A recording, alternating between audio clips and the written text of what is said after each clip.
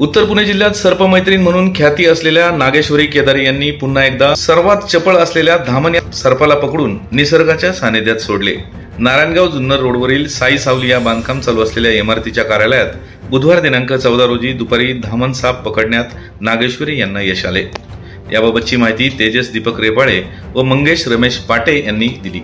गेली अनेक वर्षांपासून नागेश्वरी केदारी यांनी विषारी इंडियन कोब्रा, पटेरी मण्यार, घोणस, नाग तसेच धामण, कवड्या साप, विरुळा, मांडूळ आदी बिनविषारी सापांना पकडून निसर्गाच्या सानिध्यात मुक्त केले आहे। यामुळे एक महिला असून देखील विषारी व बिनविषारी साप पकडू शकते, तर आपणही काही प्राथमिक काळजी घेतल्यानंतर सापाला न घाबरता त्यांना निसर्गाच्या सानिध्यात सोडू शकतो, असा संदेश जणू नागेश्वरी केदारी या अनेक दिवसांपासून देत आहेत। यामुळे निश्चित अनेकांच्या सापाविषयी असलेल्या मनातील भीती कमी होत चालली आहे। आजपर्यंत 1000 पेक्षा जास्त सापांना मानवी वस्तीतून पकडून निसर्गाच्या सानिध्यात सोडण्यात नागेश्वरी केदार यांना यश आले आहे। याच बातमीची काही दृश्य पाठवली आहेत आपला आवाज न्यूज नेटवर्कचे कार्यकारी संपादक किरण वाजगे यांनी। पाहूयात।